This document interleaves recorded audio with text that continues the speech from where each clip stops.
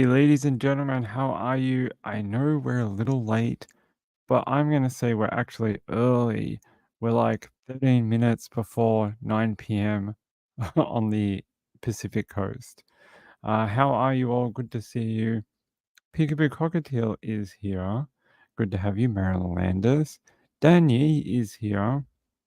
Anika was here earlier. Happy to have you, Anika. She says, I was hoping it was an hour. Kids are still awake. Sorry about your kids being awake. Just get the Benadryl out. You'll be here in 20 minutes. Angela, hey Angela, how are you? We'll be listening. Okay, Lindy. All right, good to see you all. I think it'll be a quiet show. Most people are probably headed to bed after Trish, but I still wanted to jump on and hang out with you all on a Friday night. And I wanted to show you this, if I can bring it up. I somehow missed this the other week, and I would have been all over this if I knew about it. Somehow I didn't, and it's unusual for me because I love my documentaries. But this is the case that got me into true crime, and I'm going to show it to you. Oh, my volume's really up. Hold on. There we go. Sorry, I fixed the volume. Hey guys, how? Oh, hey, I'm half a person. Bloody cats. Hold on. I got to fix the microphone. I mean the camera.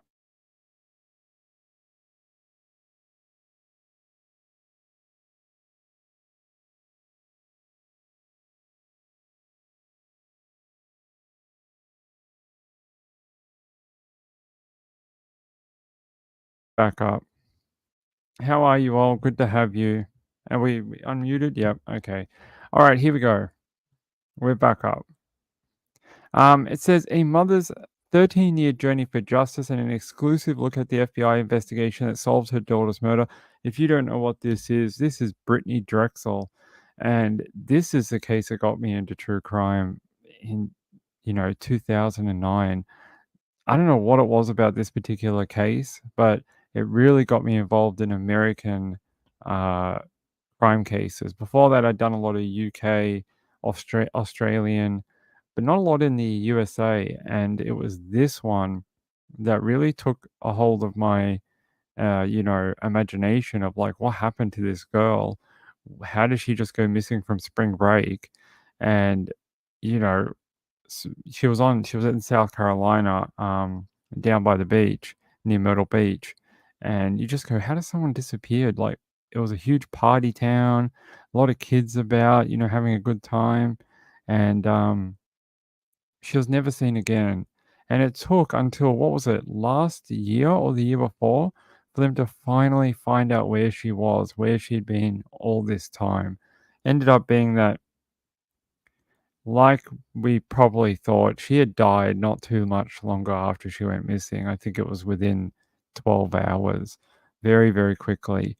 Um, the man accused or now convicted of killing Brittany uh, took her to another location, subjected her to some awful things, and killed her, strangled her, killed her, and yeah, sexually abused her beforehand. He was saying, "Oh, this 13-year-old, I know, sorry, 13, this teenage girl, she definitely wanted it. She was coming on to me." I don't think so, buddy. I don't think so. She had a boyfriend who she was talking to on the phone just before she, uh, disappeared. He's the one who sent up the alert of like what happened to her. I don't think she was like looking for a Carolinian fling with a old dude. I don't think so. So I don't believe a lot of his testimony. I think his testimony was a lot of it was him minimizing his own involvement to make it sound. I don't know how you make sexual assault or sexual attack on a teenager sound any better, but I think he tried to minimize some of it. Do we believe everything he says? No. But it gives the family some answers, and they at least were able to find her body, bring it back, and give her a proper, goodbye. But they apparently 2020 aired an episode on March 8th at 9 p.m. I had no idea. This is a case that I follow quite closely, but I didn't know that they were producing a new episode on her. She's had so few major like documentaries done on her, and I find that so bizarre because her case was everywhere for about 10 years. And yeah, so if you don't know the story of this, I'm going to take you back to the beginning. So it says in April 2009, Brittany Drexel told her mother she'd be spending a few days at a friend's house in Rochester, New York.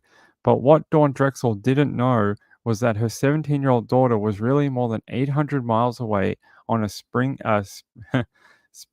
break trip in Myrtle Beach, South Carolina, without permission. Yeah, so she had actually asked her mother, "Hey, I want to go to spring break in with some friends." And her mom's like, "I ain't letting you go to South Carolina to Myrtle Beach with like no adults and you're only 17, you're not an adult yet. No, you cannot go." And her mom was very, firm with that. You ain't going. You're going to stay here, do your schoolwork. Apparently, she had a bunch of stuff she had to get done. And she's like, we'll talk about you going on like a holiday at the end of school. Like when you finish school, you want to go on a big trip with your friends, sure. But right now you've got school to do, and uh, heading away with no adults is not a good idea. And then Brittany still wanted to go. Her friends had talked her into it. And so she told her mum she was going to be at her friend's house. But really, she snuck out, I think they got into a car with friends and took off 800 miles away, a bunch of states away, and her mum had no idea she was even there until she got a phone call that her daughter was missing. I can't even imagine what that would be like for her mum. I think it was her dad that actually got the first phone call, but either of them to get that phone call and be like, "Hey, we can't find Brittany," and she would have been like, "What do you mean? She's around the corner at her friend's house." And they're like, "Oh yeah, no, we're in Myrtle Beach." And she would have been like, "What? What do you mean Myrtle Beach? I told her she couldn't go." Yeah. So that would have been a huge shock for the family. And it says here, Brittany was last seen exiting a Myrtle Beach hotel lobby, and there is a video of that, which I can show you. Let's see if I can grab that video of the surveillance footage.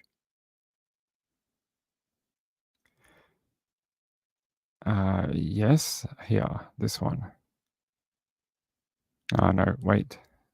Sorry guys. They use a lot of the photos of her in the hotel room as clickbait, so I don't want to do that. Um, Maybe this one. This is from Down the Rabbit Hole, which we all love. Actually, I won't play it, but I will show you the thing from their Facebook page. This is the last known sort of image of her, and then she was leaving this hotel, and you can see her there. It says the quality's great for 2009 quality, and that was the last we ever saw of her. That's the last we saw of Brittany. And it was many years later. There was many rumors in this case, including the one that she had been kept at a trap house in another county across pretty far away, near where her phone last pinged.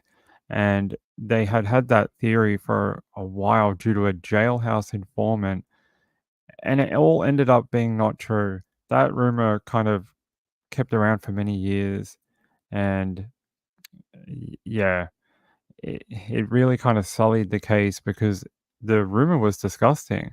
It was that she was kept in this trap house. They had been sexually abusing her for days and days and weeks. And then at one point, they'd had enough of her and they'd shot and killed her, rolled her up in a carpet or something, and then dumped her in an alligator pit. And it was really the most horrible visual that you could ever think of for a missing young girl. And it all ended up being not true. It ended up being her actual person who abducted her, which was Moody. And he had been in the car, but sort of similar, but not quite. They actually blamed another person on this. and it wasn't him, it was Moody. So it says here, investigators eyed Raymond Moody, a registered convicted sex offender they identified through the local sex offender registry, who was living 10 miles away from the last place Brittany's phone pinged. Moody had returned to his hometown of Georgetown, South Carolina, after being convicted and serving approximately half of his 40-year sentence in California for multiple sexual assaults. In 2011, investigators conducted a search of the motel in Georgetown, where Moody had been staying at the time of Brittany Drexel's disappearance. But the search of the motel produced no evidence that could connect Moody to Brittany. Still, more than 10 years would pass before significant new information would help investigators discover what happened to Brittany and who was responsible for her disappearance. By that point, a new FBI team had stepped in and started re examining the evidence, including Drexel's phone location pings, surveillance footage from the boulevard in Myrtle Beach where Brittany had been walking the night she vanished. And it says Caleb Messer, an FBI intelligence analyst, told 2020 in an exclusive interview that eventually there was a point in time where there was one specific vehicle that stood out to us. That vehicle was a 1998 Ford Explorer. Investigators found documentation that a woman named Angel Voss, Raymond Moody's girlfriend, had access to that same vehicle. They finally had the piece of information that could tie Brittany Drexel to Raymond Moody, and they had been waiting, over a decade for it. It says authorities interviewed Voss, but after discovering a police recording where she was documented on tape while talking with a friend, saying that she was responsible for Brittany Drexel's death. Investigators could not corroborate her claims, but saw an opportunity to try get to Moody, whom they suspected was actually responsible. During that interview, Voss claimed she had been drinking the night of the recording and that her friend kept asking about Moody. She said that she was just trying to get the attention off him. I just wanted everyone to leave him alone, so I put the blame on me instead of him, she told investigators, admitting that her claim to be responsible wasn't true. She told the FBI she still possessed the cell phone that she had at the time of Drexel's disappearance and offered to locate it for them, but after leaving her interview, she never followed through. Of course, why would she? Why would she? She's just framing herself. Investigators then decided to execute a search warrant for that phone and wound up face to face with Moody. They said, I gave Ray a copy of the search warrant. He can put two and two together and start to realize that we've got evidence, and ultimately we would go after whatever and whoever we had to get justice for Brittany Drexel. Here's a photo of Brittany. This is such a great photo of her. Um, really, really, she has so many great photos, actually. Her parents have shared heaps of different photos of her with different hairstyles, wearing different stuff. They really got her image out there over the years. It says soon after Moody's lawyer contacted the local prosecutor, 15th Circuit Solicitor Jimmy Richardson, and asked to meet. In May 2022, Raymond Moody confessed to picking up Drexel in the Ford Explorer and then R-wording her and strangling her. Moody told investigators he was driving with Voss when they picked up Drexel on the Myrtle Beach Strip and went to a remote boat landing south of Georgetown. He said Voss had no involvement in her murder. He said that during a period of time when Voss had left and he was alone with Drexel that night, he sexually assaulted her and killed the 17-year-old. He then took investigators to a wooded area where he claimed he buried the body while Voss was sleeping. After 3 days of excavating, investigators found human remains on May 11th. 48 hours later, Brittany Drexel's remains were positively identified through her dental records. Moody was charged with obstructing justice, kidnapping, criminal sexual conduct, and murder. Brittany's mum, Dawn, told 2020 she was shocked when she learned that Moody was in custody. She says, I go, you've got to be kidding me, she said, recalling that Moody had been identified as a person of interest as early as 2011. And that's how it all came to a head. I mean, I don't think any of us ever expected it to wrap up that quickly, after all these years. And it just took a bunch of dedicated new FBI agents to really have another look at the case and start piecing it together from the beginning and see what was missed, because they missed it at the beginning. They sort of knew maybe it was Moody, but because they couldn't find anything at that motel room, they sort of just left it alone. But those other FBI agents were like, no, no, no, hold on. I think we really did miss something here. And we're going to go back and take another stronger look at this dude and what other circumstances we have with Brittany in Myrtle Beach. And they were able to piece it together. Also helps that Moody actually confessed and gave a lot of information. And that's where I was saying earlier, the information we have, a lot of it comes from Moody. And I just say that I don't believe everything he said, neither does her mum. Her mum has said in interviews that while she doesn't believe everything he has mentioned, because it just paints him in a nicer light, she's just grateful that she was able to get her daughter home and they were able to bring her back. So this is a great episode. If you want to go and watch this on 2020 on ABC, I think it'd be a great Saturday watch if you're going to be at home tomorrow and you haven't seen this yet. One of my favorite cases, and I'm so glad there is a ending for it now, and happy she's been returned to her family after all these years. Hey guys, good to see you. Penguin, there was no early show today. Sorry, that's my fault. Um, really pretty young lady. Yes, very, very pretty. Very pretty. But that's not why, for me, that the case was interesting. The case was interesting to me because of the weird stuff about the case. Like, she was never supposed to be in Myrtle Beach. She told her mom she was staying at a friend's house, ended up being, hundreds of miles away in a different state. And then she just disappeared into thin air. And it ended up being, there was so many rumors over the years, this happened and that happened, and maybe she's in Florida, maybe she ran off with a different guy, and this and that. And it ended up being really the simplest answer there could be. A man abducted her, sexually assaulted her, and killed her. That's it. It's just that simple. And she was found not too far from her last phone ping. It was all there. They just had to find the evidence to piece it together. And that's where, we talk about Occam's razor. This is a perfect example of it. It's, there's so many outlandish things over the years, and it wasn't any of that. It wasn't the trap house. It wasn't the alligators. It wasn't all these, details that, had been stirred up into a frenzy. It was literally a sex offender who had done multiple years in jail, abducted another young, pretty girl, and killed her. And, you know, that's why sometimes when we're looking at cases, maybe we should um, take a step back and look at like what is the most probable answer. And that's where because sometimes we get caught up in it. Maybe it's aliens, and maybe, it's this, that, and maybe it's an out of state crime gang who, killed this person and took them across state lines into Mexico.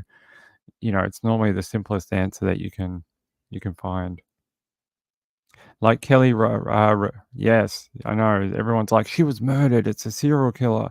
And then we got the video of the car, and you see the car, those headlights just go into the water, and you're like, oh, she didn't negotiate the turn correctly and ended up in the water, or took a wrong turn and ended up in a big patch of water, couldn't get out of the car, and unfortunately drowned. So, yeah, there was remember the massive hoopla about her case for about 2 months or whatever it was? And it ended up being the simplest answer. She'd driven back from a party. I guess she was intoxicated. We always talk about why you shouldn't drive while drinking or whatever. And, it was a dark road, took a wrong turn, ended up in the water and drowned. So, yeah, it happens. And so, when we're looking at other cases, maybe this is a good point to just, for all of us, including me, to just what are the more likely conclusions that we could look at rather than the ones that make a good TV show or a good live show, like, oh my god, it was a Mexican cartel, they came up and they murdered the guy, then they sent his remains to Venezuela so we'll never find them again. And it's probably not that. It's probably nothing even close to that. So yeah, if you want to go watch that, that is 2020, and the episode, it is season 46, episode 20, 8th of March 2024, and it's called Into the Darkness. And I would, if you haven't watched it yet, I would recommend watching it. I think it'll be a good watch for you. Although I'm guessing there's a lot of people on this channel that watch 2020 every week. Every week there's a new episode, they watch it like religiously. So I'm probably telling you boring information right now.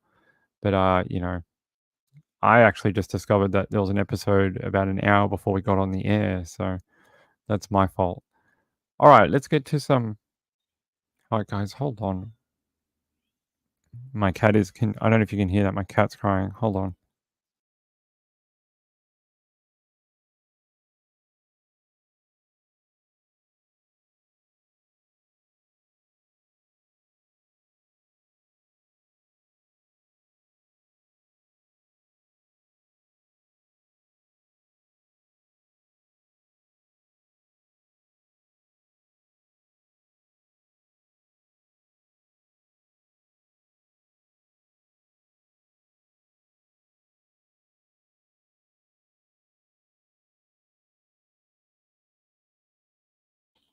Hey guys, I'm back. There you go. There's no more cat drama.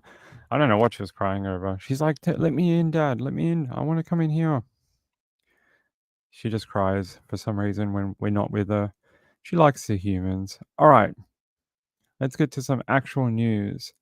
Some actual news out of what country should we do? The UK? Maybe. Hold on. Did Trish talk to you about that 85-year-old woman that I told you about the other day? How crazy is that story? Um, that she was able to shoot and kill that intruder. I still think that's one of the most remarkable stories of self-defense I've ever heard, that she was able to do that. Okay. All right, we'll do this. We'll go to the UK briefly. So, in my research of the Torso case out of Salford near Greater Manchester in the UK, I came across this, and I thought you might all find this quite interesting. It says, "It's been 3 weeks since the body of a woman was pulled from the River Mersey, but no one knows who she is. Despite DNA testing, examinations, and review of missing persons records, the identity of the woman remains a mystery." There's the police with the pop up forensic tent. There's probably her body under there. It says, "It's just been over 3 weeks since the body of a woman was pulled out of the water at a South Manchester beauty spot, but her identity still remains a mystery. Police were called to reports of a body being found in the River Mersey at Cholton Water Park at around 11:10 a.m. on March 21st. A huge emergency services response attended the scene and recovered the woman from the water. Despite extensive investigative work, including specialist examinations, DNA testing, reviews of missing person records, the identity of the woman currently remains unknown.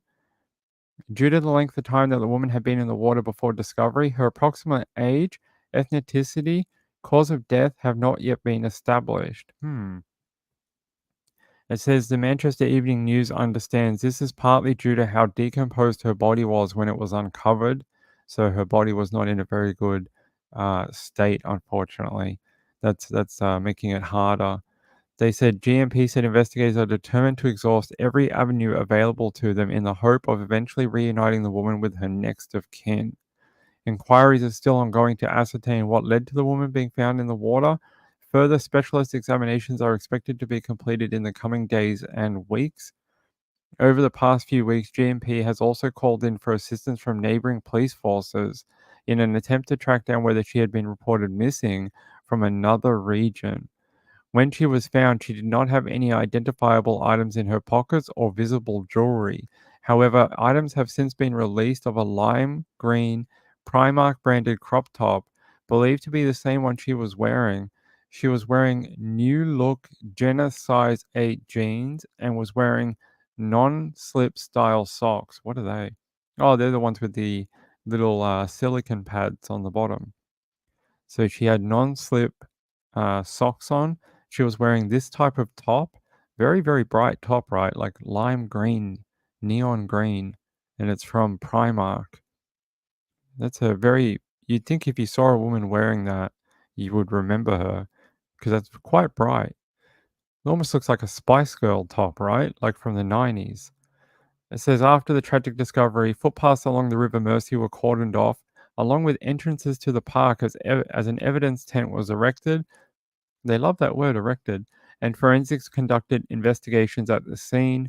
Detective Inspector Louise Edwards from the Greater Manchester Police Major Investigations Team said, "We remain absolutely committed to discovering the identity of this woman, and we know that someone out there will know who she is. We are using every resource available to us as the investigation continues, including assistance from specialist advisors and forensic experts. We are determined to reunite this woman with her family, friends, and establish the cause of her death. I would urge anyone with information to please come forward." So now in this area, you don't have just a man and his torso, who they can't identify. You now have a woman they found in another bit of water that they can't identify her either. Now, I don't know how far apart these two places are, but let's have a look. River Mersey at the Trollton Water Park. Let's have a look. How far away from this from Salford is it? There's Trollton Water Park, and there's that pond. Let's see,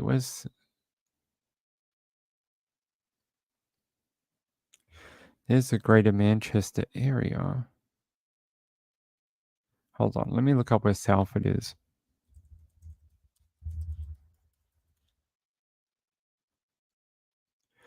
Okay. Okay, here we go. All right, I'll show you guys. So she was found here at the water park down here. If I go down here, this is the River Mersey, and that's the big water like pond thing here, water park. So there's that big river that feeds into all this area, and then Salford, where the man's torso was found, is over here, up in the guess you could call it the west of Manchester, West Manchester. So Salford's over there. So they got one that's in the south of Manchester and one just to the northwest of the city.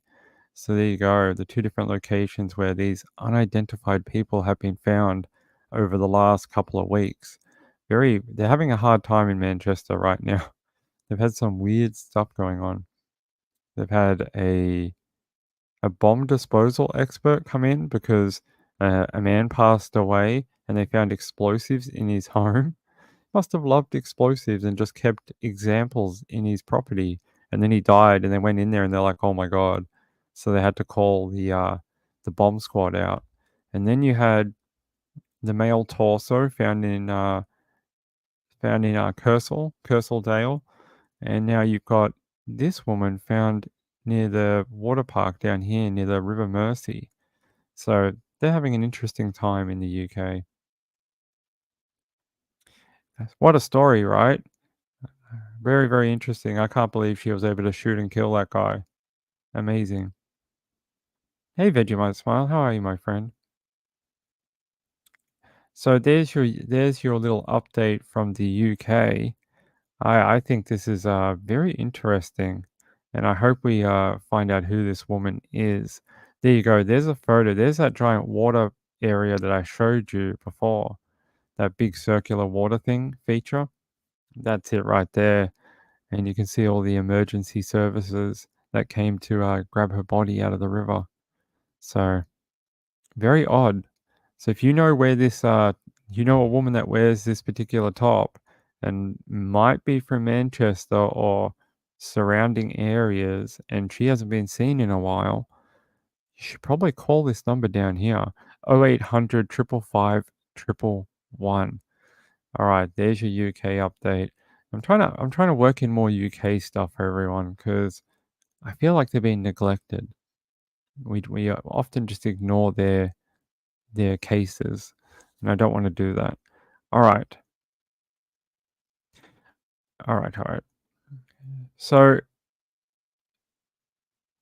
You know how we had the missing man in Nashville, and we were finally able to find him. And during that whole time where they were trying to find him, we kept hearing about druggings in Nashville bars. Okay. I brought you a couple of posts from females who said they had been drugged when they went out on the town and, were trying to have a good time. They had their drinks spiked. Well, it says here Canadian tourist night out, drugged in South Nashville bar, reignites roofie concerns. Let's watch this. I don't know who I was with, what I was doing, how long I was from the bar to my house. Tonight in Operation Crime and Justice, we continue to look into reports of people getting drugged at Nashville nightclubs. Well, this time it happened in a South Nashville bar, not downtown. Fox 17 News' Amanda Chin joining us after hearing from more victims. Since I've aired stories on drugging in Nashville, I have been getting many emails from both visitors and locals wanting to share their experiences with me with the hope that something will change. This woman tells me she had been visiting from Canada. She's always loved coming here, but this experience tainted her view of Music City. Carly says she only had one drink on Broadway and two ciders at a different bar over several hours. The last thing she remembers, singing karaoke. The friend with her says she couldn't speak, stand, or even hold her head up. It's something she's never experienced before and wishes there were better protocols in place for testing and keeping bars safe. Carly credits the Safe Bar program, which trains and provides resources to establishments across the city. They brought me into the hotel lobby. I threw up all over the lobby floor. They got me, or I think someone working in the hotel and my coworker got me upstairs to the room, and I was completely gone. Like she said, like all of your motor skills were completely gone. I called my doctor the next morning and I was like, what should I do? Should I go to a hospital in Nashville? Obviously I'm from Canada, so I was like willing like to pay, like it's not gonna be free, I get it. And she was like, honestly, at this point, because I think I called her around noon, she was like, it's gonna be out of your system. Some people feel it is actually quite difficult to get a test here at local hospitals. 2 of them test at the provider's discretion, and you also need to file a police report before. 2 other hospitals have not provided me with any information. Now, this woman tells me she wishes there was a test to take that's easily accessible so she and others can get some peace of mind. Reporting in the studio, I'm Amanda Chin, Fox 17 News.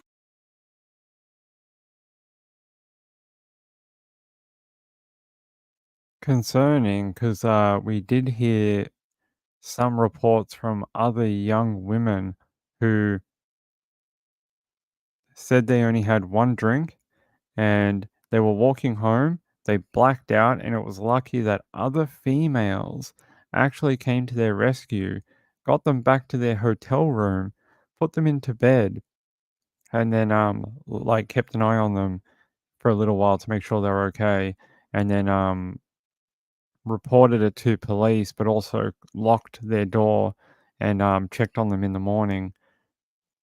I mean, if it's happening this often that there is people reporting it, every couple of weekends, then that's a problem. And maybe there needs to be more investigations into it. The fact that Amanda Chin has been investigating stories on druggings in Nashville. Chin has been receiving emails from visitors and locals wanting to share their experiences with hope something can change. You'd hope so. It would hate to ruin a great town like Nashville, a town that has a reputation for having a good time and a great night out, of course, drinking. And, you don't want to scare away, especially female clientele, from heading out on the town. So, Marylander says we thought Riley was drugged. Yeah, there was some suggestion at some point that he may have been drugged. I don't. Bodies found in shipping container. I haven't seen anything like that. And when I searched it, nothing came up. I was searching it while that video was on. Oh, here, this thing. Sorry. on the New South Wales Central Coast. Not a lot of information though. I can probably guess what this is. 2 bodies have been found in a shipping container in the New South Wales Central West. Police said they were called to Gulma Road in Goolgong near Mudgee about 11 a.m. this morning following reports of concern for welfare. On arrival, police found 2 bodies in the container. A crime scene has been established. Forensic teams are traveling to the scene from Sydney. In New South Wales Central West near Mudgee, Goolgong. Let's have a look.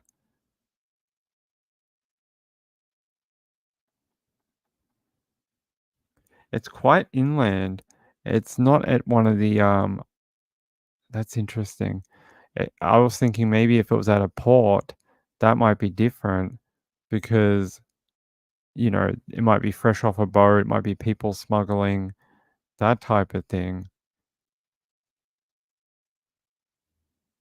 So it's just inland from Newcastle. Well, no, it's very far inland. Here's the location, Goolgong here, which is near Mudgee. So it's quite a ways inland from Newcastle or Sydney. It's quite a far way. How would they get there? Unless they came in from port and a truck took them, or is it more like an organized crime, like torture chamber, like we saw in Amsterdam, where they use shipping containers to torture people? I don't know. Let me have a quick look at if we've got another source.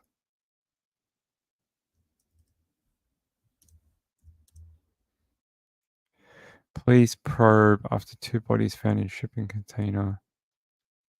2 bodies have been found in a shipping container in Central West New South Wales. Police have announced a major probe is underway surrounding their deaths after officers made the grim discovery in Goolgong, about an hour east of Dubbo, shortly after 11 a.m. on Saturday, which is today. It's only 3 hours ago. Officers were called to a property on Gulma Road in the regional city following concerns for welfare report. On arrival, they discovered 2 bodies in a shipping container. Crime scene has been established as an investigation into the circumstances surrounding the incident continues. A report will be prepared for the information of the coroner. It's interesting that there's a call for welfare. Did someone discover the bodies, or did someone go missing? And they were like, "Hey, we haven't heard from them in a while. They're at this property." And then when they got to the property, they found 2 dead people in the shipping container.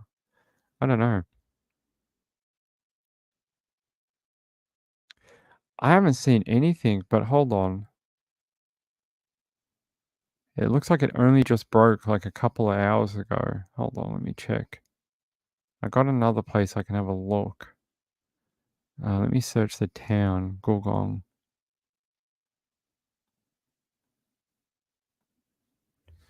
Let's see if there's anything here.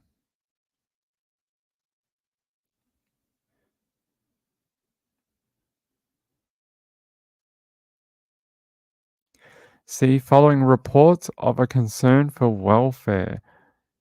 It's almost like maybe someone knew they were there.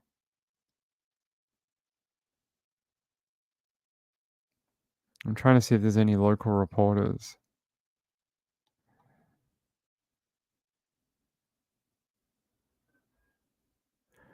Very little information right now. Only like 1 or 2 reporters in Australia are actually reporting on it. But it is interesting that they're saying, following reports of a concern for welfare, on arrival, police found 2 bodies in a shipping container. A crime scene has been established. That was only an hour ago. Yeah, I'll show you. This was 1 hour ago only at 12:59 p.m., which is, about an hour and 26 minutes ago. So they are still probably establishing what the hell is going on. Maybe that could have been the concern for welfare. I will let you know if we get more information. We'll talk about it. That doesn't happen every day down here. All right. Thanks for letting me know about that one.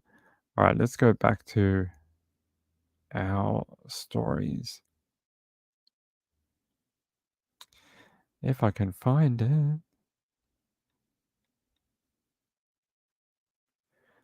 All my links are all messed up. Okay.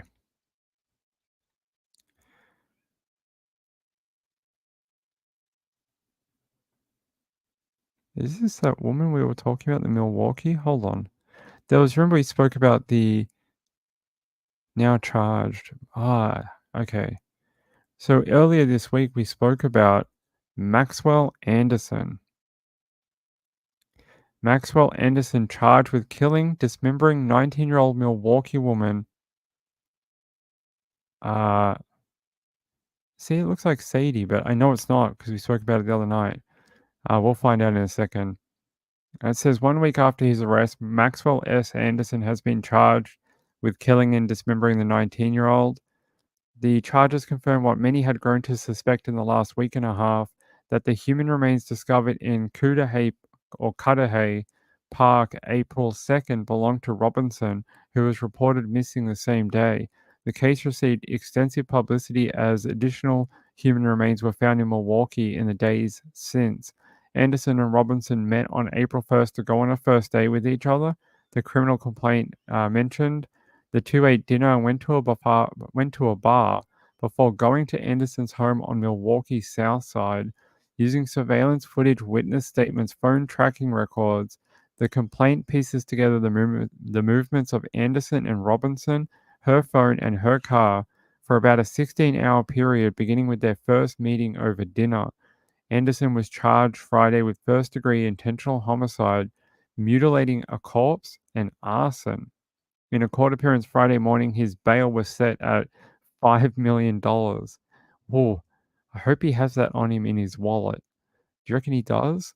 I don't think so. At a joint press conference Friday morning. All right, I want to see that. Let's look for you. Milwaukee County Sheriff's Office.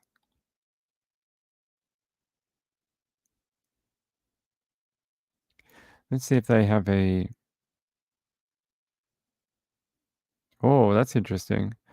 Apparently, the Milwaukee County Sheriff's Office put out a tweet about 3 hours ago saying, rumors are being spread on Facebook tonight that accused murderer Maxwell Anderson has been released from the county jail.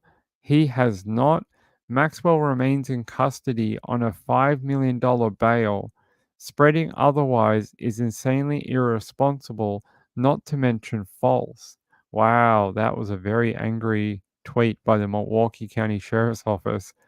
Someone out there is being very naughty in true crime land, reporting false information. Let me see if I can find this. I want to see if we can find that press conference on this. Oh, hold on, guys.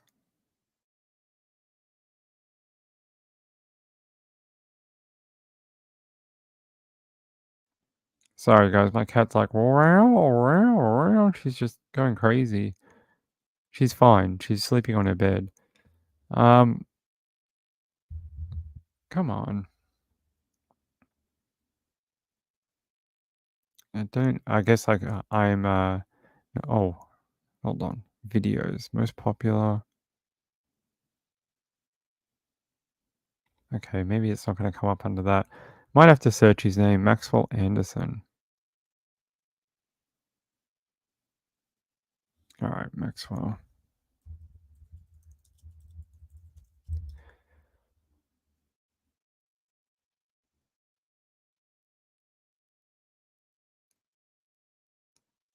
Okay.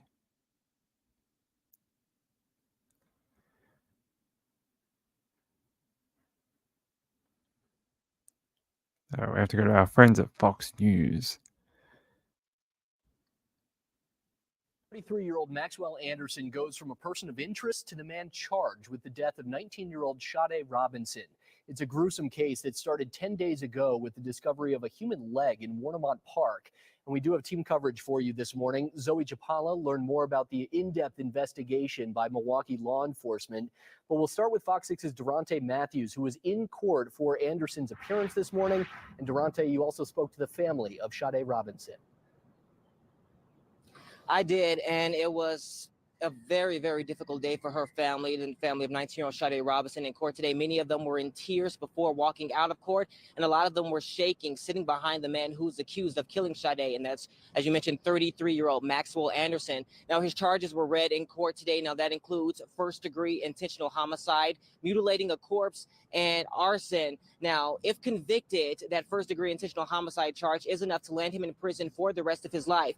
But today in court, his attorney actually tried to get that homicide charge dismissed, saying that there's not enough physical evidence to prove it, but the judge dismissed it. Prosecutors say back on April 1st, on Monday, Anderson and Robinson were going out for a date. They went back to Anderson's home on South 39th Street sometime after 9 o'clock. Prosecutors say it's between that time and 12:45 in the morning that Anderson killed her. They say he then dismembered her body and scattered them at different parts around the county. Police found her leg, foot, and other human remains in different areas last week, and police arrested Anderson on April 6th during a traffic stop. They also found blood evidence at his home tying him to her. And that was one of the first things that police were able to find at his property. So this talk about there's not enough evidence is BS. But hey, lawyer's gonna lawyer, right? Now, we did speak with Robinson's family. They gave us a brief statement after court. Sade was more than a person. She was an angel. Not having her right now is very painful. We need justice for Sade. Me and my family would never be okay. My sister and parents won't stop shaking, and it ain't because they're nervous. Imagine trying to bury your niece with no body for the service. I need justice for Sade. I have nothing more to say. And prosecutors did say that there are still parts of Sade's body that are still missing. Today, a judge set Anderson's cash bond at $5 million, but his attorney tried to get that lower to $500,000. That was later dismissed. Anderson is due back in court on April 22nd. Live outside of the Milwaukee County Courthouse, Durante Matthews, Fox 6 News. Durante, I'll throw you one other question, actually, if you don't mind, very quickly here. We heard from the uncle there. You could hear the pain and anger in his voice. You also spoke to Sade Robinson's mother. What did she have to say after court? So she essentially echoed the same sentiments as the uncle did, how she really wants justice for her daughter. Now, she was in a very understandably emotional state, and a lot of the words that she used are not really appropriate for television. But in a sense, she's very angry at Anderson. I like that. She used a lot of words which are not appropriate for television. I like that. You go, lady. I like that. uh, we don't care about this beep and this beep. He's a beep, beep, beep. I like that. That uncle that you saw on the video just before, he's the same uncle that was searching and they found that blanket with her face on it. They said that that's how they knew that it was Sade involved because it was her blanket with literally her face on it. And that's what they found. And the fact that they're saying that not all of Sade has been found at all, they're still missing body parts from her, must be extremely distressing. As you heard, the family were like, we don't have a body to bury. We only have parts of her. And that must be extremely hard for them to deal. Like, do they wait? Do they have a service now? Do they have a service later? Do they wait 5 months to try and find all of her? Do they what do they do? Do they have a service now and then cremate the rest of her later and scatter her ashes or something? Like, that must be like Sophie's choice for the family because everyone in that family is going to feel differently. Some are going to want to wait to have a complete burial. Some are going to be just do it as soon as possible and we'll deal with the other stuff later. And that puts more stress on that poor family when they're already dealing with a horrific crime of their loved one being dismembered and scattered around Milwaukee. I mean, that guy is a complete, just, monster. Really is. I mean, didn't even look like he gave a crap in court. He's like, yeah, I'm here for my pizza. Yeah, my name's Maxwell. I'm here to pick up 2 large pizzas, a garlic bread, and a Coke. Like, he just looked like he just didn't give a crap. Bro, you're there on murder charges and dismembering and abuse of a corpse. Come on. Like, you're gonna show anything? Some sort of, nothing? Okay. And more than anything, she just wants to have her daughter back. You can certainly understand the furor there. Durante Matthews covering this in Milwaukee County for us. Thank you very much. Now, while that was playing out in court, law enforcement officials held a press conference in Wauwatosa detailing their investigation, which again began 10 days ago, April 2nd, with the discovery of that leg and also the report that Sade Robinson was missing. And Zoe Chapala joins us now after hearing from the county sheriff and the police chief. There is so much information and detail in the criminal complaint, yet still this gap towards the end, Zoe. What still don't we know? Yeah, and I think that that's just the best way to describe it. You know, I was looking at the criminal complaint and I'm like, wow, this is really detailed. They really have all of this information laid out here for us. And then when I got to page 9, because it was about a 10-page criminal complaint, I realized that there are still a lot more questions than answers at this point. I mean, some of the big things that I think we're still wanting to know is a motive. That is something that we asked the Milwaukee County Sheriff's Office, and that's not something that they can answer at this time. Another thing, too, is we know that Sade Robinson and Maxwell Anderson met because they went on their very first date that last Monday night. We don't know how they met. Investigators say that they think that they met at Maxwell's place of work. However, that's not totally confirmed because police are still investigating that. We also know, too, that investigators think that the two met at Anderson's place of work. Again, they say Sade and Maxwell went to the Twisted Fisherman last Monday on their first date, and then to Duke's on the Water, and then back to Anderson's house.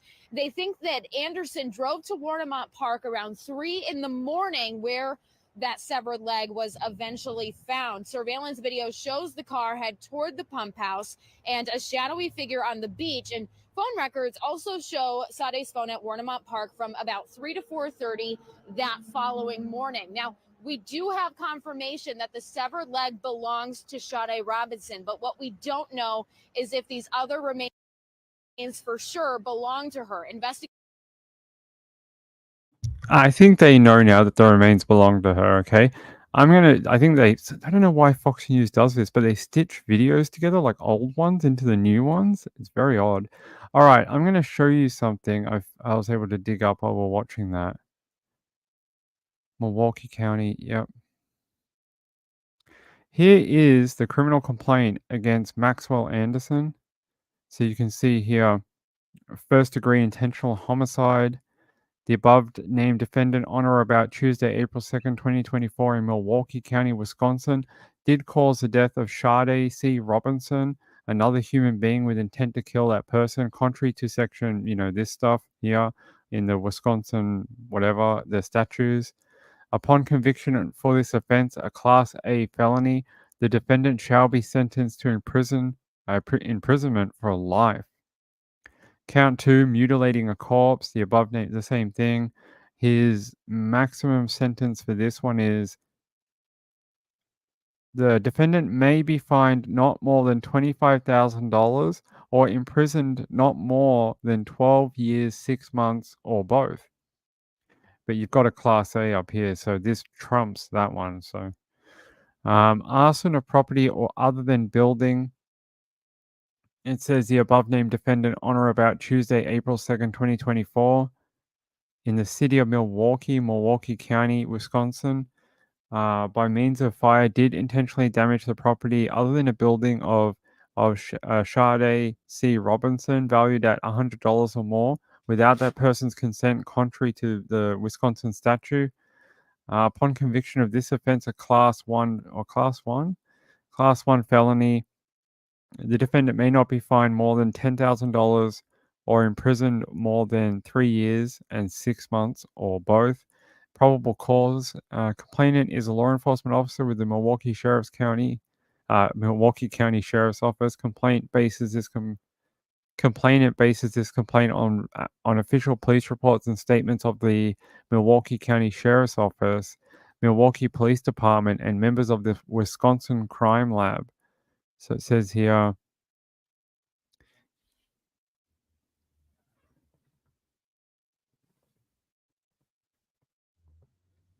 sorry, the cat was like getting tangled in the headphones. It says here, on or around 5:29 p.m., members of law enforcement, including the Milwaukee County Sheriff's Office and the Cudahy Police Department, responded to Warnemont Park, located in the 5500 South Lake Drive, to reports of a human leg located on the beach. First responders were led by the citizen who called police to the leg. Responding deputies located the right leg of what appeared to be a black female. The leg was severed just below the hip socket and appeared to have been sawn off. The toes on the feet had pink nail polish. The leg did not appear to be decomposing. Ugh. And it said, oh, by the way, trigger warning. Deputy Leon Martin was one of the first responding deputies. Deputy Martin spoke to EM, who discovered the leg. EM stated that he was meeting his friend at the park. EM stated he and his friend were walking towards the beach water and then saw the leg just north of the pump house at the shoreline. Deputy Martin reports that the area where the leg was located contains a bluff that is approximately 1,000 feet tall. The leg was originally found 2/3 of the way down the bluff towards the water's edge. So, like he tried to throw it into the water but missed, or yeah, like he threw it into the water but missed the water. And it says the Milwaukee County Sheriff's Office Detective Nathan Spittelmeister searched the area of the park for any cameras that may have captured something related to discarding of the leg. The detective located a video from Cudahy High School that shows the parkways nearest to the pump house at the shoreline. The road that leads to the pump house is closed to vehicle traffic by a gate secured with a padlock and chain. The video shows at approximately 2:53 a.m. a vehicle entering the video frame heading eastbound on the parkway towards the road to the pump house. The video shows that the vehicle did not make a southbound or northbound turn once reaching the intersection nearest to the service road. The vehicle disappears from the video footage, consistent with the vehicle driving down the road that leads to the pump house. Complainant knows this service road to the pump house would be the furthest that a car could get to near Lake Michigan in that area. The detective spoke to another police detective, Brian Olson, who informed detective that on the morning of April 2nd, 2024, employees of the Cudahy Water Department reported that the service gate had been struck by a vehicle. The damage to the gate was done after the evening of April 1st and before the morning of April 2nd. This is consistent with when the vehicle is seen on the video driving onto that service road. And so he tried to damage the gate to get through it, maybe? What the hell? Rory. Thanks for interrupting my show, girl. Yeah, it is really horrific. There you go. Close-up tail. Hold on, guys. Yeah, he must have a strong stomach. It says the leg was recovered and transported to the Milwaukee County Medical Examiner's office and was examined by Dr. Lauren Decker. During the examination, based on the size of the leg, Dr. Decker estimated the height to be of a person around 5 feet tall. There were multiple cutting... Hey, guys, sorry.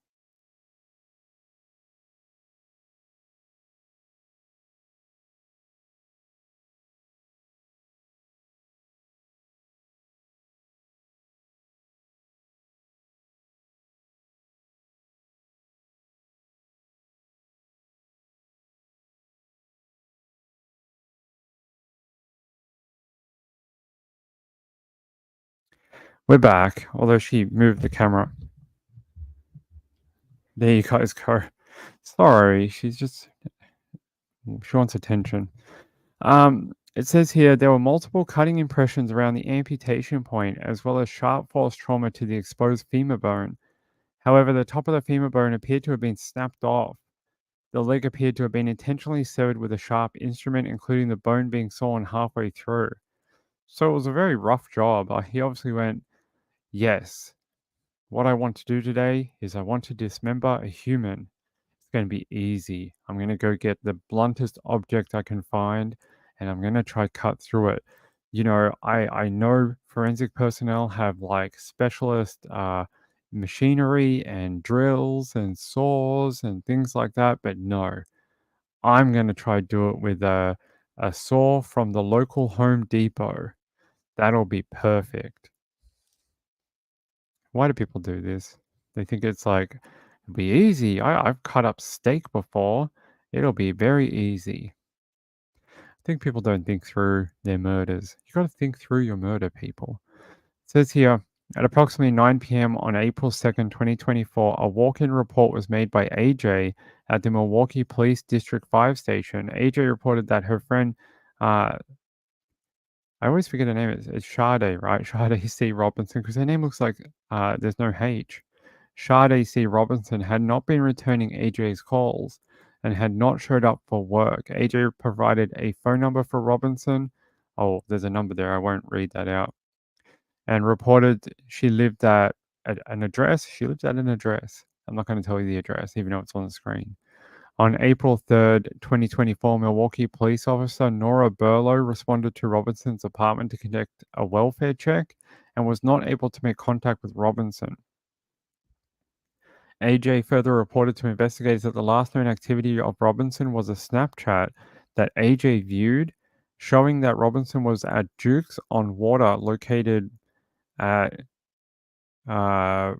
whatever this address is, 158 East Waneer Avenue in Milwaukee on the evening of April 1st, 2024. No further contact had been made with Robinson after that point. Upon hearing of the discovery of a leg near the park, Officer Burlow contacted the Milwaukee County Sheriff's Office to inform them of a report of Robinson being missing, as well as a vehicle fire. Complainant knows through contact with the Milwaukee County Sheriff's Office has had with Robinson's family and friends that Robinson is approximately 5 feet tall. Complainant knows that Robinson's listed height with the Wisconsin Department of Transportation is 5 feet, so it matches the forensic examination of the approximate 5 feet designation from the leg. Says Officer Burlow, as well as the Milwaukee County Sheriff's Office, Detective Joseph Blanchard made contact with employees of Robinson's apartment building. The apartment maintenance employee, EF, indicated that he had last seen Robinson on April 1st, 2024. Another employee, building secretary CAS, reported that she would frequently see and speak with Robinson, and Robinson told CAS she was excited for a date she had on the evening of April 1st. It all comes together. It says here, there was surveillance footage of Robinson at the apartment leaving the building around 9 a.m. on April 1st, 2024. Robinson is seen wearing a black puffy jacket, like a puffer coat, like a puffy, one of those fashionable coats, jackets, puffer jacket, a white shirt, light colored blue jeans with multiple tears in the front, and white shoes. And then they're saying down here on April 2nd, 2024 at approximately 7:32 a.m., members of the Milwaukee Fire Department responded to 29th Street for a vehicle fire. First responders located a 2020 Honda Civic with Wisconsin registration ASP1171. The vehicle had sustained extreme fire damage, completely damaging the interior of the Civic. A check of that vehicle registration revealed that the vehicle belonged to Robinson. Items of Robinson's were discovered in the vehicle, as well as described later in this complaint. Complainant states on information and belief that the vehicle is worth more than $100. Well, you'd hope so. You'd hope it's worth more than $100. Chad Daybell, maybe. Yeah, this guy's got to have some sort of warped.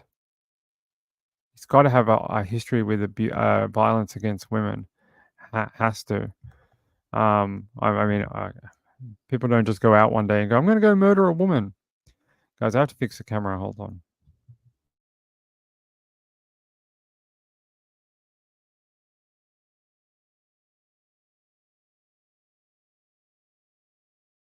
The cat, the cat knocked the camera as she was walking past. Silly cat. Let's see if he has anything else in here. Oh wow! So this is actually the phone records for when they met. Where are we meeting? I can do 5. And then they said, somewhere downtown or downtown somewhere. They said, okay. Brat House on 3rd. Perfect. Okay, I'm going to shower quick. I'll probably get there more around 5:15. Are you hungry? I'm going to stop at Twisted Fisherman to pick up my W-2 from last year. We could eat there first. Yeah, okay, and yes, they said. And then they said, are we eating at the Brat House or the other place? And they said, let's eat at Twisted. I'm feeling seafood. Yes, I love seafood. Sounds good. I'm about to leave. I'll be there soon. Whatever this is. Emojis probably. Just got to Twisted. Are you okay? Are you inside? Yes. So that was their conversation. Yes, they met up at around 5:18 on April 1st. Seems like a pretty ordinary first, meeting. Everyone seems a little nervous, a little like, are you okay? Are you okay? And then he killed her. So maybe he was just a predator in waiting. Says Detective Vandity searched law enforcement databases which showed an association between 262. Oh, no, actually, I won't read that out. That's her mobile number. And Maxwell S. Anderson, the above named defendant. Furthermore, upon checking the Milwaukee County Sheriff's Office booking records, the defendant provided that phone number to the Milwaukee County Sheriff's Office during a booking process in April 2023. I wonder what that was for. Investigators then checked the Wisconsin Department of Transportation records, which revealed the defendant's listed address is there. Milwaukee County Sheriff's Office Detective John Gouliot responded to Twisted Fisherman, located there, in an attempt to determine if Robertson actually went to that location. I'm just trying to pass this down. So they're saying that they did actually they did go to the restaurant. Both people are visible. They remain at the bar eating and having drinks together until they leave the restaurant around 6:24 p.m. They both leave towards the east, which is in the direction Robinson arrived from. Robinson is still wearing her black puffer coat, a white shirt, light-colored blue jeans, multiple tears in the front, white shoes. She is seen carrying a dark grayish-brown purse. The defendant is wearing his hair in a ponytail, a red flannel coat with a gray hood, and a black t-shirt. And there are no cameras at Twisted Fisherman that depict the parking lot, so they can't tell what happens after they leave the restaurant. Just trying to see if there's anything else interesting here. There's a lot of information here from investigators received Life 360 records from ASF as well as Robinson's mother, SLS. The Life 360 account belongs to Robinson, is also linked to a phone number mentioned above. Complainant has reviewed the information from Life 360 and summarizes the locations of Robinson's phone as below.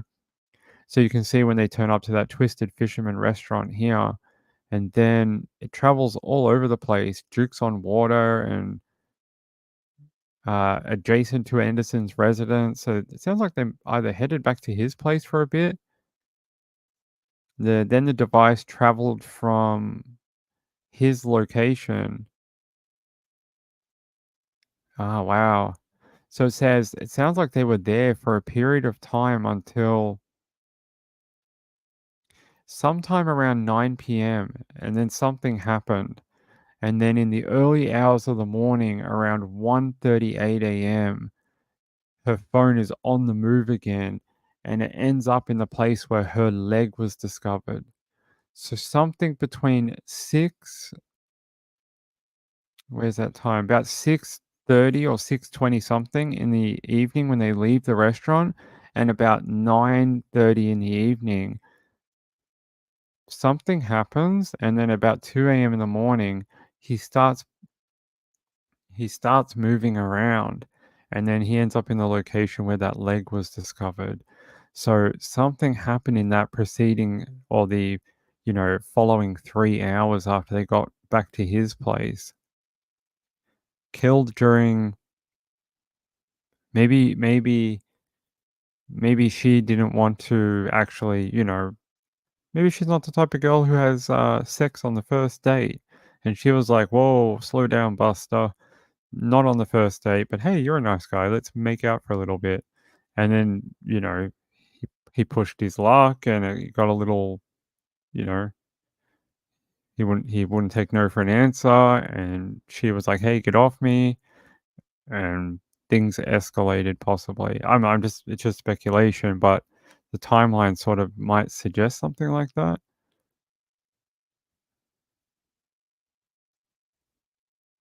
I'm just trying to see if there's anything else here for you guys. So these are Verizon records too. Robinson's phone remains in the area of Anderson's residence, until about 1:45 on April 2nd. Then between 12:45 and 1 a.m., the device appears to travel northbound and eastbound towards the direction of downtown Milwaukee. From 1 a.m. to approximately 1:15 a.m., the phone is in the area of downtown Milwaukee, including the area of Robinson's apartment, before heading northbound, consistent with traveling into the River West River West neighborhood between 1:15 a.m. and 1:30. It should be noted that between these records and the Life 360 location information, the phone does not appear to be stationary in this time frame. Complainant further notes that Detective Blanchard reviewed video footage from Robinson's apartment complex and confirmed Robinson did not return to her apartment at any point after being at the defendant's residence on April 1st. So she never returned home. So he found out her address probably from her purse or her driver's license, and for some reason went back to her apartment or near it, maybe to Maybe he thought, "I'll dump her remains at her apartment," and then maybe backed out of that idea and didn't wanna do that. Maybe he was gonna dump her car at her apartment complex and then rethought that idea as well and went, that's not a great idea. Maybe there's cameras here." So something happened there because he did go back there, yet she never went back there. So that is interesting. And then they say the phone moves down to some of these locations where the leg was found and where the car was found near that Warnermount Park near 3 a.m. and 4:30 a.m. From 4:30 a.m. to 4:40 a.m., the phone begins to move northbound towards St. Francis and then has a final cell tower location around 4:40 a.m. in the area of East Howard Avenue, consistent with the location where the Life 360 indicates the battery of the phone died. Or it got dumped in water or set on fire, who knows. And it says, wow, we could do this for many hours, but here's a photo of him. So the MCTS bus footage captured the face of the suspect as he boarded and remained on the bus, and through that footage, complainant has reviewed the defendant's booking photo related to his arrest on April 4th, 2024.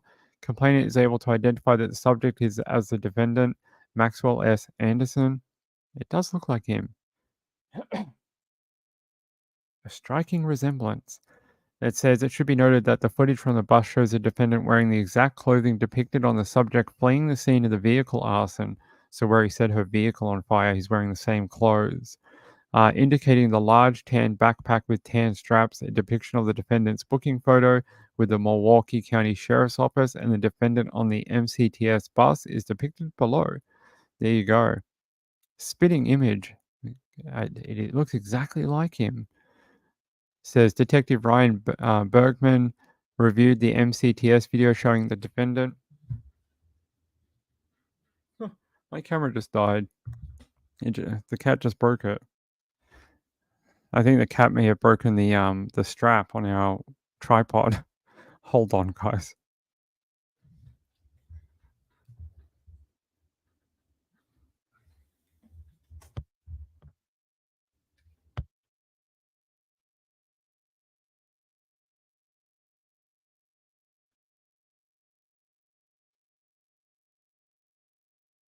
She may have broken the strap. Sorry about that.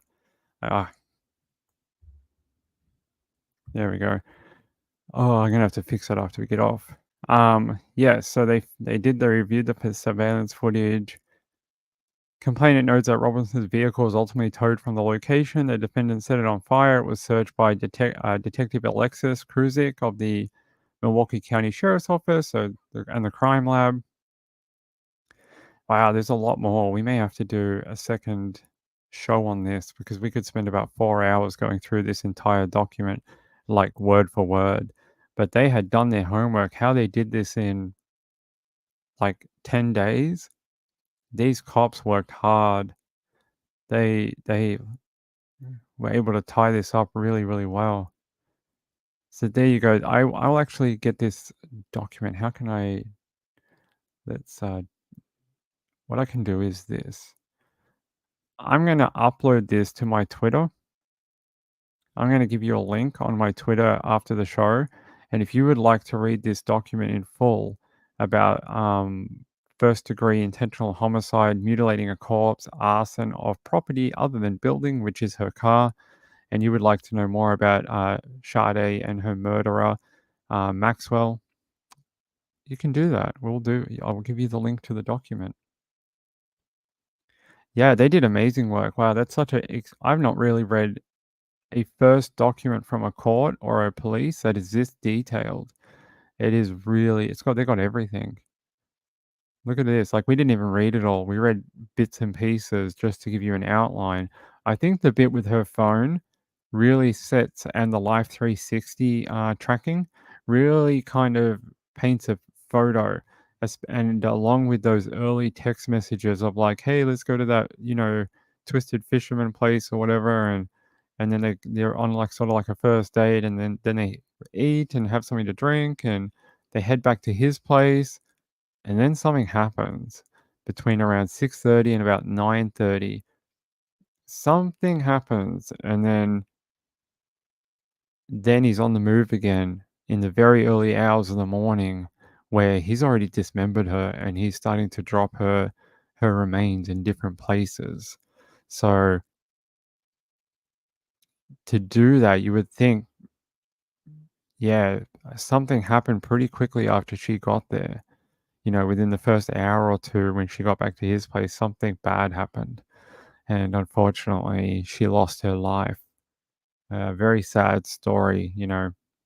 Women aren't even safe to go date someone on a first date anymore. It's, very sad. Bambi says, I'm sitting here with an ice pack on my hand. Why? What'd you do to your hand? Minnie says, I'm sure this guy has a horrible history. Well, it says in this document that he was arrested last year for something, but it doesn't detail what it was. It doesn't, yeah, they don't have any prior information on here. Like, did he has it been done with any type of DV or crimes against women or something like that? I don't see anything. Let me copy that and see if I can find.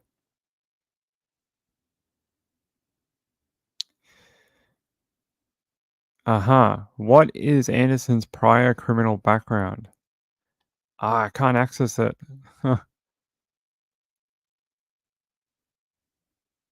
It's one of those stupid, they want you to pay for it. See? What is it? $1 for 6 months? Maybe we could do that. Hold on. If you guys want me to do it, I'll pay it. I'll pay the dollar. Hold on.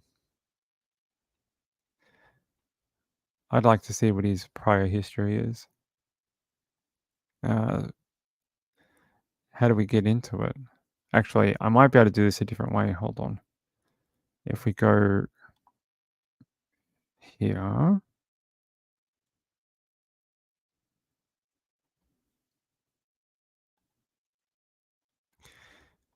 Internet. There's a trick for this, and I'm going to see if it works. Hold on. So if you ever want to get into a link and it's a paid link, head to the Internet Archive and then put the link in and see if it's got a like a thing for it. See if someone has archived it.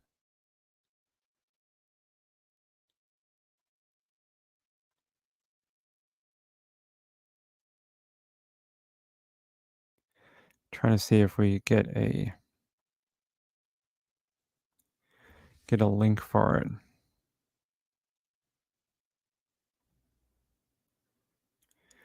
Da-da-da.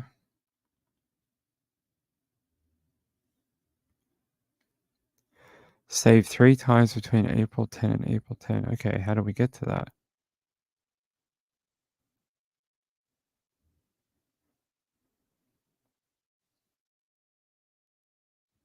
All right. There we go. We got around the pay block. Says prosecutors have taken the step to ensure a person of interest connected to the severed leg let's see if they got anything about his background here. Anderson has worked at several area bars and has often looked for seasonal work or temp jobs, according to Vic Jones, the manager of Victor's nightclub. Anderson had worked part-time at the club where he had been well-liked and known as a good worker. Anderson previously worked at the Rave/Eagle Club as well in Wisconsin Avenue, according to employees there. What is his criminal background? In 2014, Anderson was charged with 2 counts of misdemeanor disorderly conduct.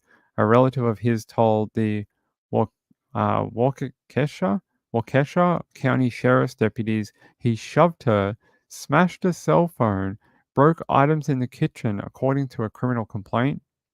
When confronted by a deputy, Anderson reportedly said, "What are you going to do, shoot me?" before running into the garage and fleeing in the woman's car, the complainant said. He later returned, crashed the woman's car into a deck, and eventually was arrested. The woman told investigators she believed Anderson was under the influence of drugs or alcohol. Anderson pleaded guilty in that case. 1 year later, at another relative's home in Door County, Anderson was arrested after smashing a glass, punching a hole in a wall, and grabbing a phone out of another relative's hand who was trying to call police. A relative suggested he seek mental health treatment. Anderson was charged with 4 misdemeanors and pleaded guilty to 3 of them. In 2019, he was accused of beating a stranger who tried to intervene when he saw Anderson and a woman arguing on the 2300 block of West Wisconsin Avenue in Milwaukee. A recording of the assault by a witness showed Anderson on top of the man, punching him multiple times before dragging him to the ground. Anderson admitted to hitting the man but did not say why. He pleaded guilty to misdemeanor disorderly conduct and was sentenced to 1 year of probation, 25 hours of community service. He was ordered to pay $7,000 in restitution to the victim for medical bills and lost wages. What connects Anderson to these 2 cases? 2 Milwaukee police detectives search along the train tracks.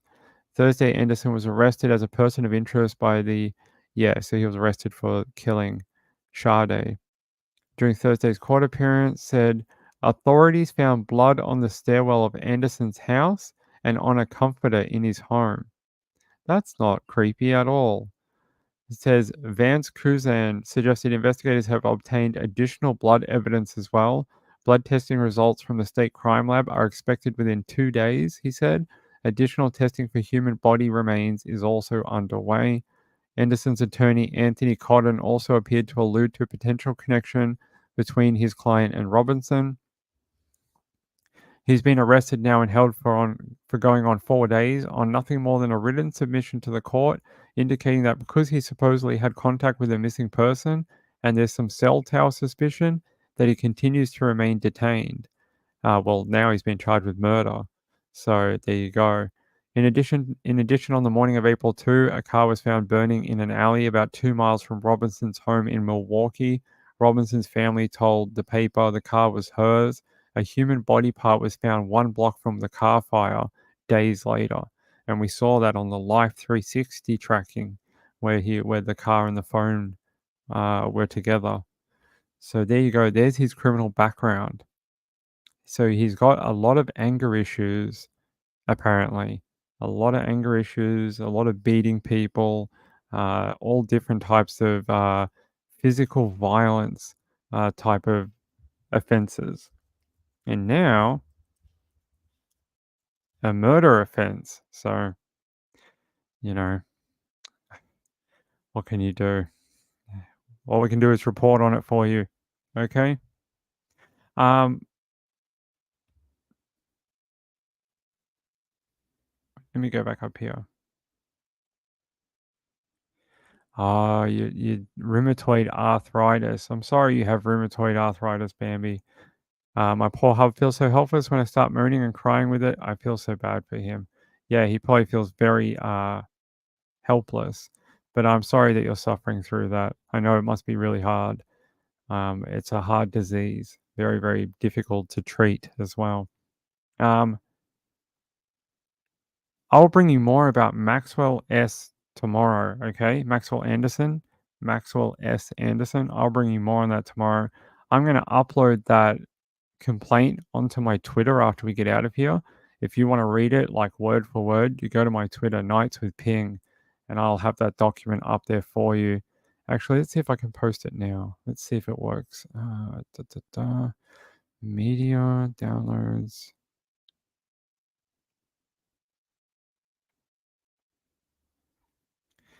Let's see if this works.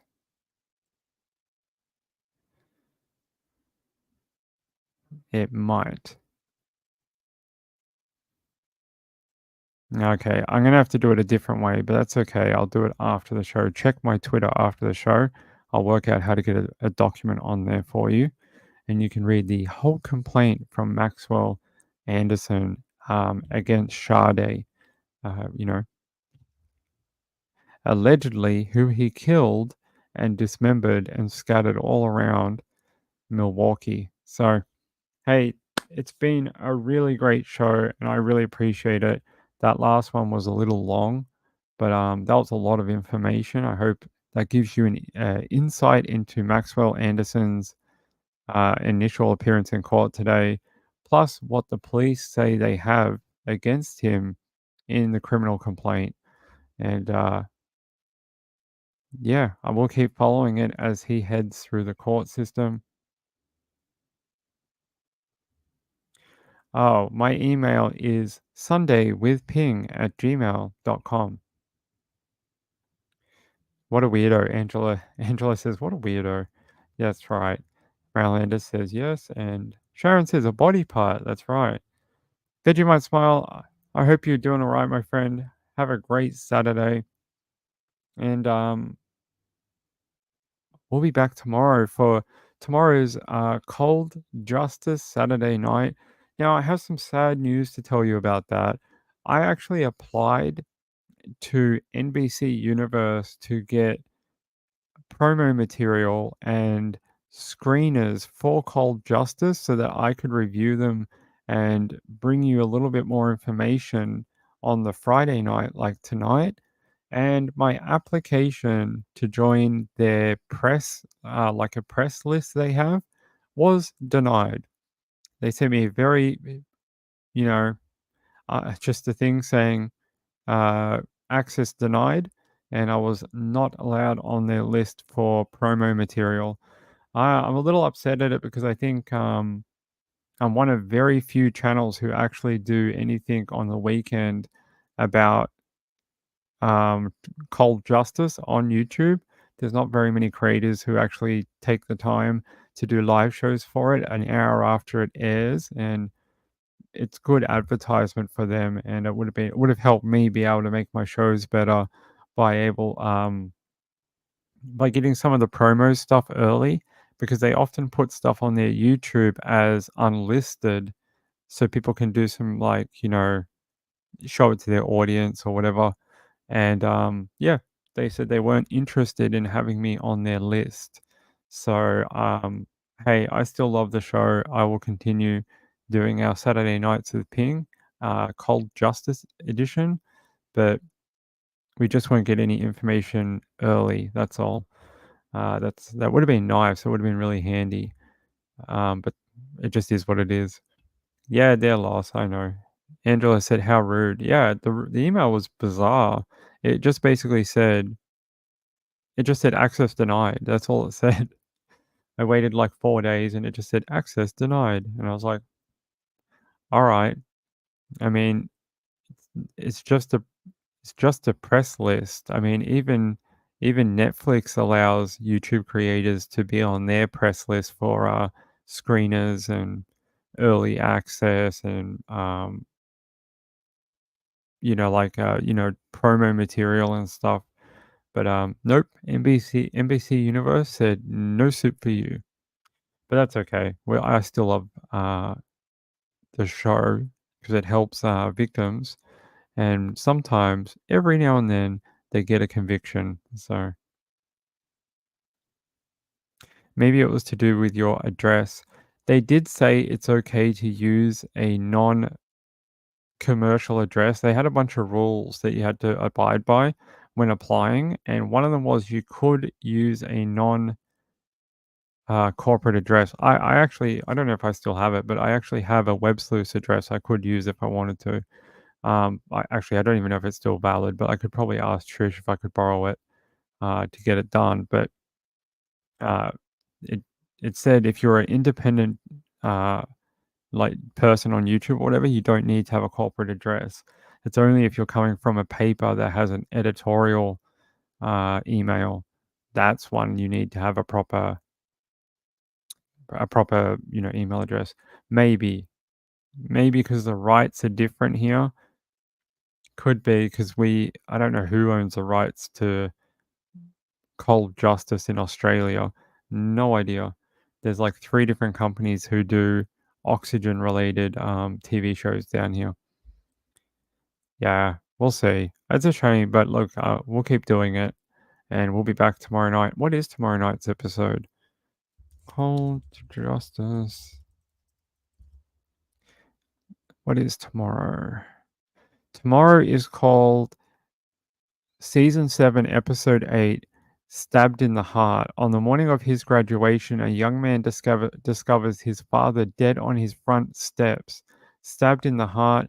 It's up to Cold Justice Team and the Anderson County Sheriff's Office to put together the pieces and solve the shocking crime. A young man discovers... Who is this? Who is this? A crime? Anderson County. Let's have a look.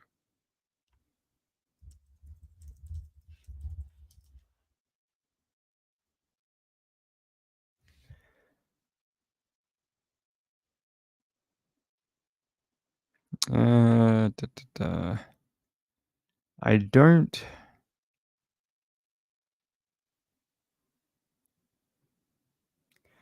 I don't know. It's this one is one that isn't as famous because I don't see any. Might take a bit more research. I can't find it just with a Google search. So I don't know. We'll find out tomorrow night what that one is. Hopefully it's a good episode. Last week was a real banger. It was a great episode. Really, really awesome. Famous case in Texas, and it was a really good one. Anyways, it's getting late. Hey, I love you all. Sorry about the camera. I'll fix that once we get off the air, and I'll fix the tripod and the strap. The cat knocked it. Anyways, I love you all. Peace out. I'll see you tomorrow night, hopefully at 9 o'clock, and we'll be back for Cold Justice Saturday night. You can watch on there too, Oxygen, 8 p.m. Eastern, and I think it's 5 p.m. I don't know. It's 8 p.m. Eastern. I think it's also 8 p.m. on the Pacific Coast too, so 3 hours later. So you can watch that if you're in America. If you're in Australia, I have no idea. I'm not sure what channel shows it anymore. Could be Foxtel, could be Binge, could be Channel 7, Channel 9. Not sure. Anyways, have a great night, everyone. Thanks for sticking around for such a late show. Really appreciate it. Peace out. Bye-bye.